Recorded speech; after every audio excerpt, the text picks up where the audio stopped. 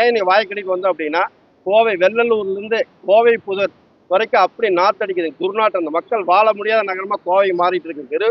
அதாவது நாத்தம் அந்த அளவுக்கு சாயங்காலம் எடுத்துக்கிட்டீங்கன்னா ஒரு 5 மணிக்கு ஆரம்பிச்சு 8 மணி வரைக்கும் நாத்தம். கோவை புதர் வரைக்கும் போயிட்டு இருக்கு நாத்தம் இருக்கு. ஆனா இது பல முறை நாங்க அனைத்து இந்திய அண்ணா திராவிட முன்னேற்ற கவுன்சிலர்ஸ் வந்து இது வந்து இந்த மாதிரி நாத்தத்தை கட்டுப்படுத்துன்னு சொன்னா செகுடங்காதல் தங்குவது போல இந்த திமுக மேயர் பாத்தீங்கன்னா தேசிய தீர்ப்பாய பசுமை தீர்ப்பாயம் கூட இன்னைக்கு வெள்ளலூர் வராங்க. இன்னைக்கு தெரிஞ்சுட்டு இந்த பயோமேனிக் அதே மாதிரி கிட்டத்தட்ட 60 கோடியை செலவு பண்ணுன்னு சொல்லி தீர்மானம் போட்டாங்க. அது ஒரு 6 மாசம் ஆச்சு.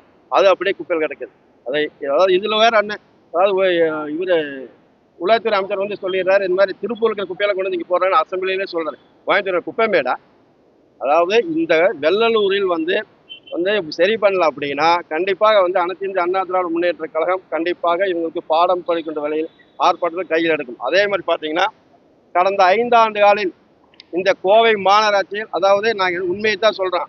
அதாவது இவங்களெல்லாம் இந்த கோவை மாநகராட்சி வந்து சிபிஐ வச்சு விசாரிக்க ஊழலுக்கு வித்துட்டு தான் இந்த கோவை மாநகராட்சி. ஏன் சொல்றோம் அப்படின்னா கடந்த 5 ஆண்டுகளில் ஒரு தனிப்பட்ட நபர் வீடு கட்டுறக்கோ இல்லை பிளான் அப்ரூவல் பண்றக்கோ இந்த கோவை மாநகராட்சியில் பணம் கொடுத்து அப்ளை பண்ணியிருந்தா பணம் கொடுக்காம யாரோ ஒரு நபர் பல லட்சம் பேர் வீடுக்கு வரி போட்டிருக்காங்க. பிளான் அப்ரூவல் பண்ணிக்க யாராச்சும் காசு கொடுக்காம பிளான் அப்ரூவல் வாங்கியிருக்காங்களா, வரி போட்டிருக்காங்க கேளுங்க.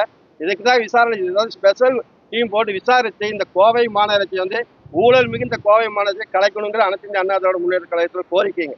இவங்க யாரை பற்றியும் கவலை இல்லாம ஊழல் செய்யறதே இந்த கோவை மாநகராட்சி கொள்கையை வச்சுட்டு வேலை செய்யறாங்க. அதே மாதிரி இந்த 5 ஆண்டுகளில் பல ரோடுகளை பார்த்தா போட்ட ரோடே போட்டுட்டு இருக்காங்க. உதாரணத்துக்கு பார்த்தீங்கன்னா பெர்க் ஸ்கூல் ரோடு பார்த்தீங்கன்னா 1 மாதத்துக்கு முன்னாடியே போட்டாங்க. மறுபடியும் போடுறாங்க. அப்போ இவங்க லட்சம் நின்று இருக்கு. இதே மாதிரி 5 வருஷத்துல ரோடு போட்ட பல கோடி ரூபாய் கிட்டத்தட்ட 700 கோடி செலவு பண்ணியிருக்காங்க. அதிலும் மாபெரும் ஊழல் நடந்திருக்கு.